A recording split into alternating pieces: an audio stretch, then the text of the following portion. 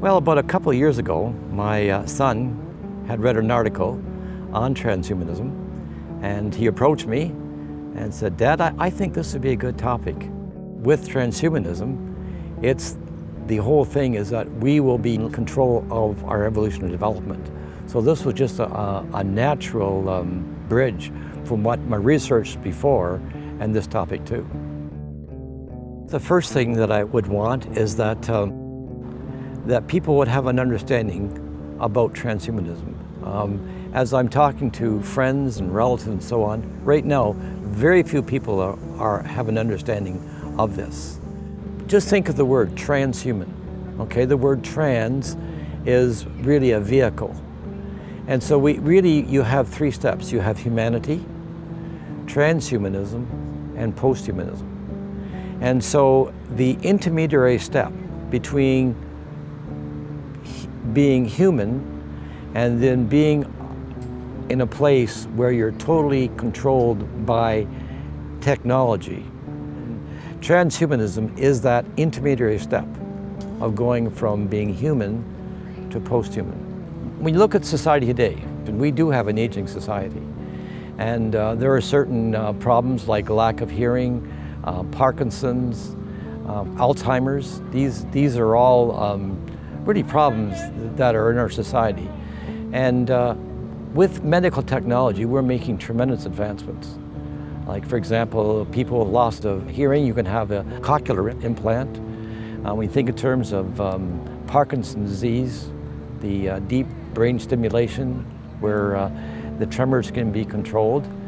And even it's envisioned that in 5 years, blindness will be something of the past. These are all wonderful things.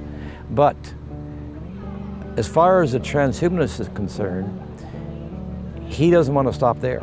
They have a tremendous fear of death. And so they want to take this technology and use it to, what? Well, conquer death. That's their greatest fear.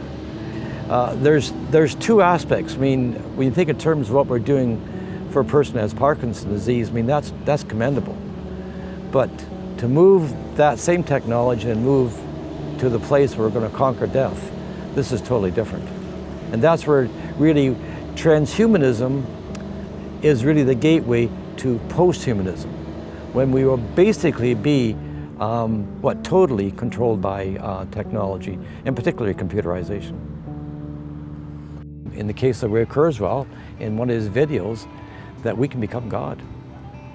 If we can control death, we're God.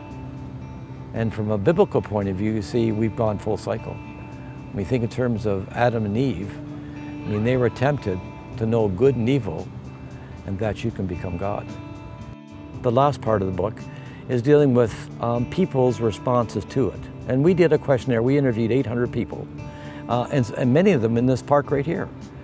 And for me, the last question was an important question, where you ask people their viewpoints on what happens to them when they die. And of course, we had a variety of responses. Overall, people are afraid to die. And I guess as a Christian, one of the joys I had was to explain to them why I'm not afraid to die. I have a personal relationship with Jesus Christ. I found that overall, the people I talked to really appreciated understanding that there was some other aspect. And when they die, that they don't have to have that fear that most of them have.